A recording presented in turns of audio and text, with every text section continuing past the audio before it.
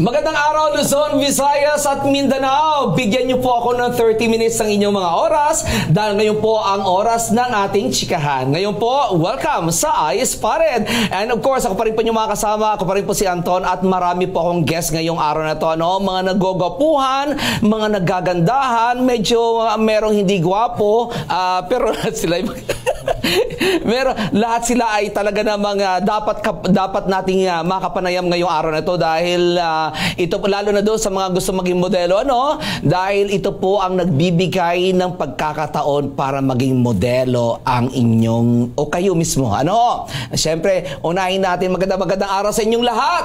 Yes! Magandang araw sa inyong lahat. Welcome dito po naman sa aming istasyon, lalo na sa aking show na iSpotted. Marami akong kakilala dito eh. Lalo na itong dalawang ito.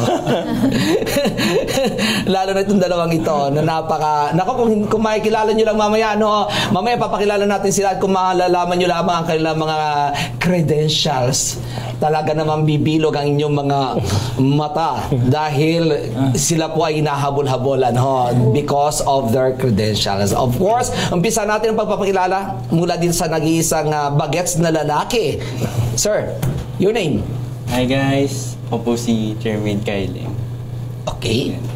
And? Hi everyone, I am Kat. Hi watchers, I am Bridget. Of course, DC here. DC is? Don Cristobal. Don Cristobal. Oh, yes. Hello, iSpot. My name is Icon Santos. Hello, I'm Noel Loreto. Ayan, okay. Sir Noel, mauna ako. Ano po ang pinaka-work ninyo? Actually, photographer ako. Lately, more on fashion photography. And then, I have the chance na maging photographer din ni Sir Don. And then, ngayon naman, nag-organize kami ng runway in Batangas. Sa Batangas? Yeah. At ito ang pag-uusapan natin ngayon. Yeah. Ang runway sa Batangas. Yes, po. Tama po. Si Icon ay? I'm a fashion photographer and nag-immerse na rin slowly into events management.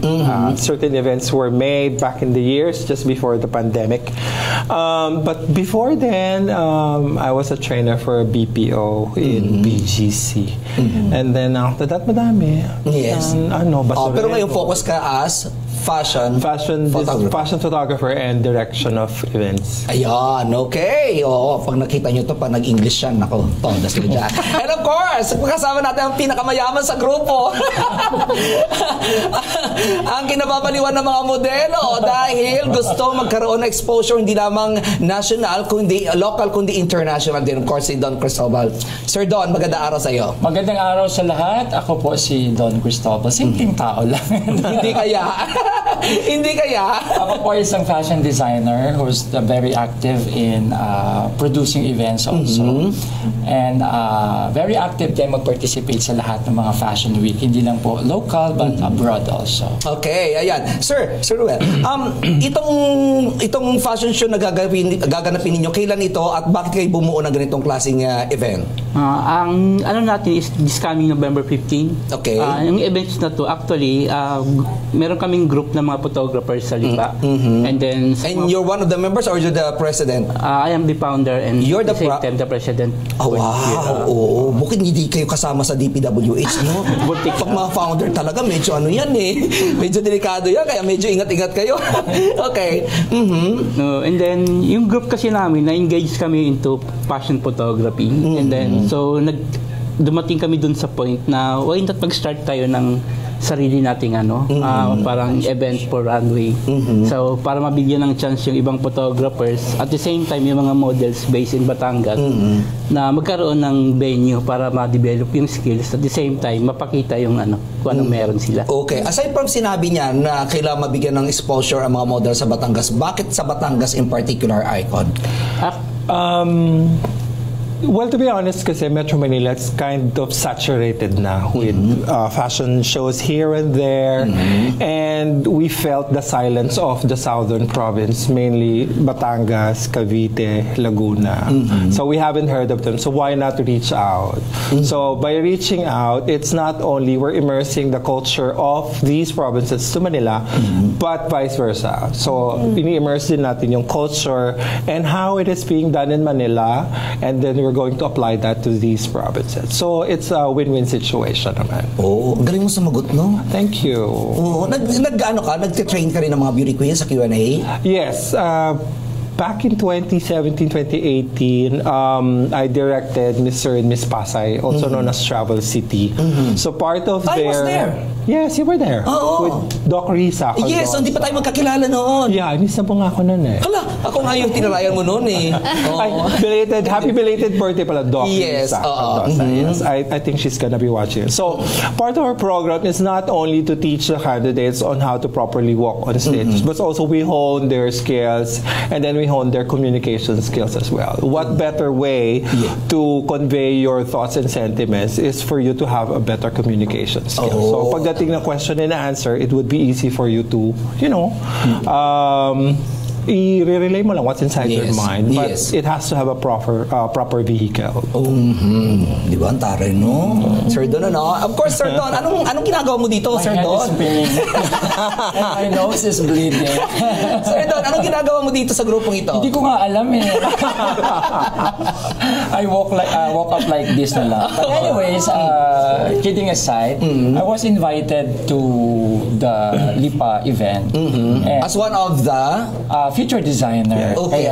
We're so happy. We're actually excited for this. It's because it's the first time of the. I mean, this is our second time now, but this is my first time to be there as a feature designer. So excited ako kasi naimbitahan tayo eh. Kasi ang alam ko para lang to talaga sa Batangas, fashion people.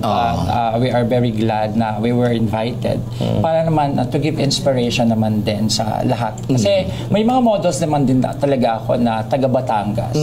Yun. Pero itong event na to is not only exclusive for Batangas models, no? Kundi Southern.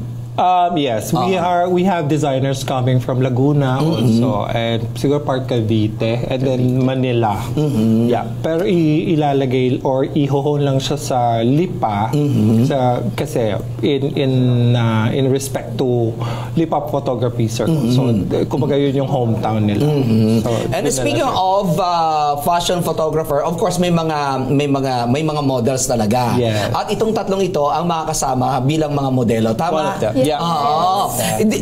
Kay Bridget, pang ilang beses mo na ito na makakasama sa grupo? It's actually my first time, so I'm incredibly grateful to be part of this group and this project that gives such generous opportunities po to models like me. Paano ka nakuha sa grupo? Nag-audition ka ba or somebody selected you to be part of the group? I registered through a designer po from Cabuyao City, which is also Jan Marini, and I'm actually very thankful for her because if it weren't for her, I wouldn't have met Sir Icon, Sir Noel, and I wouldn't be here right now. Jan Marini, di ba singer yun? Siya ba yun? Si Jan Marini? Jan Marini, designer po. Jan Marini Capascio. Yes. So hindi siya singer. Designer. Kaya nga, di ba? Baka nagbago siya ng career. And of course, yung pagiging model mo at ang pagiging designer ni Sir Don ay nagkaroon ng fusion, nagsama sa isang katauhan at ikaw iyon, Kat. How long have you been a designer? Well, it's almost been like a year, I think. Very new. Yeah, very new. I started my collection just last year, and yeah, it was such a great opportunity. It's because of them. From being a model, I first into being a designer, and so yeah, it's such a great opportunity as well to be part of the fashion show and to get to meet Sir Don course. Cristobal. Yeah, it's such a dream come true. Diba? Yeah. Diba? Don Cristobal yan eh. Yeah, I'm just a beginner, just exploring my options, and to be here with him, it's such a great opportunity. Oo, actually hindi lamang mga beginner ang humahanga talaga dyan. Even mga nagme-mentor na ng mga design. Yeah. Kasi kakaiba, Sir Don, kakaibang design mo, no? More on, napaka-colorful. At saka parang mga parang, kumbaga sa painting, parang abstract ang dating, no? Oo. Saan ka kumukuha ng inspirasyon? Marami tayong pinaghuhugot ng inspiration. Depende sa gising sa araw. Depende sa gising, depende sa ulam. But kidding aside, of course, when it comes naman to, developing a project, sketching, tapos pagbuo ng design as well as inspiration. So, we do our research. Normally, yun talaga yung ginagawa ko, no? For specific runway show, kung merong theme yan. So, dumadaan tayo sa matinding research before doing anything. Bago tayo maghanap ng tela, bago tayo mag-sketch. Ayan. So, pag-aaralan muna natin yung takbo nung program or nung show para mas madali na para sa atin bumuo ng collection. Ayun. At kung meron namang isa, depende sa kanyang personality. Yes, of course. Yung pagdadamit natin sa model na katulad nila, syempre nakadepende yun sa personalidad ng mga modelo natin para mag-fit Correct, yung no? kabuuan ng look. Yes, parang siya ang nagdadala sa damit, hindi siyang dinadala ng damit. Yes. Correct. Anyway, dati, pag sinabing model, nandun yung matatangkad, di ba? Sobrang tatangkad. Pero ngayon nagbago na ang trend, no? Yes. Oo, nagkaroon na, mula nung naumpisa sa Miss Universe, di ba, na... Kasi it's one good way of, cutting the dogma. When you're a model, you have to be this tall and this skinny. When in real life, it's not the usual clothing naman that we wear. Yes, diba? correct. Like, tulad natin. Mas maraming matataba katulad natin. Ayan, paano naman kami? Correct. So, why not, divert the collection to something that is marketable and is parang doable to regular people. So, kasi pag nakakita ka ng fashion show, ang tatangkad nila, papayat nila, hanggang doon na lang, paano naman tayong matataba? Correct, Paano naman yung mga pandak? Yes, So, let's do away with that and then create a different market and that's how it is. So, ganun na siya. Kai, pang ilang beses mo na ito? Ang gwapo-gwapo nito ni Kai, no? Artistahin. Correct, artistahin. I think third time or fourth time na po. Sa grupo? Yes, sa model. With DC. Sa'yo. Okay. Artistahin ng bata yan, ito. uhugin pa yan nasa Talaga ba? DC Manila. He started doing the runway. Uhugin pa. Hindi sabihin, hindi na siya uhugin ngayon. How young are you, Kai? Now, 15 pa lang. Hindi, last year. Last year. 15. Yes. Super bata. But he's tall. He's 5'9". Talaga? I think you're... Ganyan ang height ko, 5'9", nung hindi pa ako sinatabla ng sumpa. Nung tumala ng sumpa, nag-shrink. Okay. How does it feel, Kai, na sa murang edad mo, nag-walk ka na sa mga runways? Lalo na ang umpisa, nung first time mo, ano naramdaman mo? Of course, nandun ang nervousness.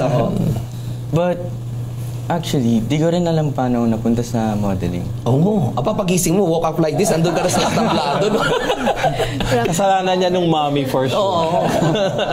But, happy naman. It's enjoyable. Yeah, walking sa runway. Kasi, syempre, na-expose rin yung potential as a model. Well, that's mostly it lang. Yeah, Of course, hindi ka naman magiging pangatlong beses kung hindi ka nag-enjoy, no? Yeah. Pero sinong ina-idolize mo? Kasi of course, ang mga models and designers, may mga, and of course, photographers, may mga ina-idolize. Ako, mayroon din ako ina-idolize Ang ina-idolize ko, Icon Santos Kaya ganito ako kababaw kasi mababaw lang din naman ang aking kaibigan. Di ba? Sino ina-idolize mo? Si Sir Don. Oh. Kasi iba yung fashion niya eh. Oo. Very unique. Correct. I agree. Oo. Kahit Very naman bagets. ako, nung una ko makita si Don, ay bakit iba yung design niya sa iba? Di ba, ano? Kailangan maging friends kami. Oh. Then we've been friends for 10 years. Oh, really? Oh, the first time we met. Tapos magkaaway kayo 9 years. ano? Never kami nag-awa. Oo, talaga? So 10 years, so dahil sabi, may opportunity to watch a show sa mall. Saan nga mall yun doon? Basta sa 500 show. So we met a person, sabi ko, oh my God, sabi ko ganyan. The Don Cristobal, na-meet ko na in person. Then eventually, we worked together. So there was a magazine that he published. I think that was 2018, and then he featured. At ang ganda ng magazine. Yes. Super ano, Yes. di ba? Super Hardbound bongga. talaga. Yes. Oo. Hindi lang siya coffee table Yes. book ba tawag doon? So hindi lang siya ganon. So I was given the opportunity. Since then, we had a very good working relationship na. He even included me in that fashion show in Baguio, no? Yes. Madami namin Oo. pinagsama. Kai, wala ka bang balak mag-artista? May balak din. May balak. Yeah. Oh, pero parang mamuyata may balak talaga. Ako manager. Nag-audition ka na? Ano, pupunta sa mga audition or gossip? Hindi pa man nag-audition. Oo. Sooner or later. Yes, oo. Saan ka kumukuha ng inspiration mo, Kat, sa iyong pagiging designer? Well, there's a lot of, pwede natin pagkuhaan ng mga inspirations. But one of those are some of my designer friends, just like Jan Marini Capascio, na naging friend ko since way back pa. They are really one of my inspirations to conduct and to create. Yeah, so, and of course, right now, there's, the fashion industry is evolving, so there's a lot more, kahit sa maliliit lang na bagay na yun, you can create something. And that's the beautiful thing about fashion. You can turn nothing into something. Yes, Yeah. totoo yun, no? Correct. Oo. Ikaw, Bridget, ilang taon ka lang? 17. 17? Ako, mga minor de edad pala ito. Ba't dinala niyo ako ng mga minor de edad? The parental concept. Okay. Bridget, pagdating sa modelo, ito yung mga tao na wala silang pakialam sa sarili nila, lalo kapag ka nagbibihis na sila, parang ano na, how far can you go? I think as a model, I've really loved the fashion industry since I was a child. So I guess I can give it my all, and I'm not closing any doors to any kinds of opportunities, no matter how threatening they might be at first po. Wow. Uso-uso na rin ang mga nude models. Oo, posible ba na mapunta ka doon or pasukin mo rin yun? I'm not closing my doors as long as it's for a cause, it's beneficial, and it can help me grow in the future. Correct. Oo. Paano mo masasabi na ang isang tao, isang modelo, ay yung mag-grow siya pagdating sa modeling? Yung growth naman kasi, it's not a physical aspect. It's Yes. always the character. Yeah, I agree. It's always the character. There are Paano niya models na tanggapin? kahit anong ganda, kahit anong tangkad, kahit anong ganda ng output. Parang kaibigan siya ng lahat ng photographer and the lente. But if you really have a bad attitude, you'll go nowhere. Oh. Kayo, sir, anong ayaw na ayaw nyo sa isang modelo? Lalo kapag kinukunan nyo na siya. As a photographer, ang pinaka talaga namin pagdating sa model, yan, nasabi na rin ni Sir Icon na Ay, hindi gusto ko it's more on bago. it's more on attitude and Yes. with the character. Kasi meron talagang iba na kahit na gaano siya kaganda, pero pag nagpakita ng hindi maganda sa photographers, meron din, naano din talaga ang photographer dun. Yes, kasi mayroong nag-iisip na, ay, ang ganda-ganda ko eh. Kailangan habulin ako ng mga photographer. di ba ganda ka? Di ba? Ito, napakataray pa naman ito. Yan. Nag-aral din ba kayo kung paano magpo-post? Kasi kailangan nyo yan di ba? As a photographer talaga dapat nakakapag-demo ka din para dun sa models. Kasi meron talagang models na kapag instructions lang yung binibigay natin, hindi nila agad nakukuha. Yes. So it really needed talaga na marunong din mag-post yung photographer kahit hindi bagay. Kahit hindi bagay. Gusto ko yun kahit hindi bagay. Pero prone din kayo sa harassment. Photographers? Ang photographers. Yeah. Kung napapansin po natin, laging may issue talaga ang mga photographers. And then meron kasing, ito, kalimitan talaga, merong mga organizers sa mga events na nag-i-invite ng photographers but they don't value the photographer. Actually, isa din yung sa reason kaya gumawa kami ng events as a runway. Kasi na-experience ko din yun, yung mga ini-invite ka sa isang event, runway, pageant, pero walang matinong pwestuhan para sa photographer. Yes. And then hindi binibigyan ng importansya yung photographer. Parang ginagawa ka tayong squatter. Tapos Ayaw natin yun. minsan hindi tayo binibigyan ng kahit na tubig. Yes. Minsan ex-deal na nga yung event natin. Pero parang wala lang. Tapos hahanapan ka ng magandang Hahanapan pictures. ka ng Naku, outfit. ayaw na ayaw ni Sir Don yan. Si Sir Don, alam mo, ang ganda-ganda lagi ng pwesto ng mga photographers niyan. At lahat ng media talagang gitna. Kasi yun talaga kailangan no? Kailangan nasa gitna talaga ang media, no? Kasi para makakuha ng the best shot. Yes. Oo. I mean, kasi your photographers that you called for that event, these are supposed to be treated as friends. Otherwise, wala kang magandang output, wala kang picture. So, ano yung pagmamalaki mo dun sa event mo kung wala kang picture? Ganun lang yun. Everything in social media is visual. Correct. Diba? And the right arm for that is a photographer. Kaya dapat minamahal at inaalagaan yung mga media. Minamahal nyo kami. So, Sir Don, kailangan mahalin mo sila. Sir Don, paano ka kumuha ng isang model? Nagpapagosi ka ba? Or parang katulad din nila na depende sa attitude?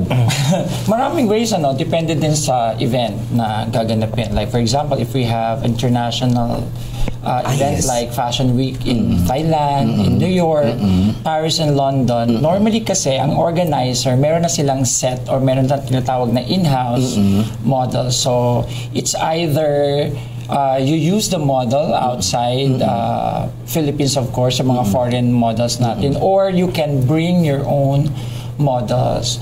So kapag sinabi naman you can bring your own models, of course, as a designer, mamimili ka. Correct. I mean, you will open your doors to new faces, new talents, but at the end of the day, of course, pipiliin mo talaga yung kayang mag-represent ang brand mo, lalong-lalo na outside the country. Yes, cream of the crop. Yeah, gone are the days na mga Brazilian lagi ang Yes, nagmita, of no? course. Ngayon Alam mo ako kasi ever since naman I'm an advocate of fashion for all. So ako yung nag-start talaga na nakita ko na fashion designer na gumamit ng pandak na model, matabang model, hindi kagandahang model. So, I mean, naniniwala ko na yung fashion ay para sa lahat, hindi nagpili, no? So, yun. Correct, no? Galing-galing mo doon sa part na yun. Kaya ina-idolize ka ng marami. Di ba? Kasi totoo naman yun eh. Hindi lang naman ang mga mapayat at mga matatangkad na nagdadamit eh. Ano tayo mga pandak at mga matataba na kahubad? Di ba? Walang pa... Anyway, anong plano, Kai, sa pagdating ng panahon? Pagdating ng panahon. Para maging ayos sa sigera ka. And ano pang plano mo sa buhay? Plano ko, siguro, plano ko is makuha rin maging artista in the future. Kasi may plan talaga akong maging artista, pero ayun nga, napunta ako sa modeling. Pero It's a great great path. Yes, so kasi mawawala yung yung hiya. Yeah. Ang Correct. pagiging artista, kailangan walang hiya ka talaga doon, no? Kasi maraming nag-start na models before entering to showbiz. Yes. Yeah. Oo, correct. Madaling-madali na lang. Oo, correct. Meron ka na bang naisuot na hindi mo type? Na nagreklamo ka? yeah, madaming beses. Maraming beses na. Reklamador pala ito. Huwag mo nang kunin niya, sir. Bakit? Pwede malaman? Minsan po kasi... Maluwag or something? Yeah, maluwag. Oo. Na feeling mo hindi ka feeling mo ikaw ang dinadala nung sinusuot mo, no? Yeah. Oo. Para ako na rin sumagot sa iyo. Para ako na rin sumagot sa tanong ko. Ikaw, meron ka bang model na gustong mabihisan? Yeah, there's a lot of yung mga introverts like me. Okay. Young dreamers like me. I really want to inspire them. Na why not join sa mga ganitong shows and be yourself, be comfortable with people, be comfortable with the cameras, and you explore and you find yourself. That's actually the main reason why I joined LPC, and it's one of the reasons as well. That's why I became a designer. It's because I was an introvert, or I still am an introvert. I'm still finding my way to to be comfortable with conversations and with a lot of people. But yeah, I really want to dress young dreamers, introverts, and inspire them to be comfortable in their own skin. Okay. Sir Don, meron ka na ba mga model na tinanggihan? Pero bago mo sagutin yan, mag-pause po muna tayo mga kaibigan para sa ating part 2 ng ating talakayan na ito sa pagbabalik po ng Ice Parade.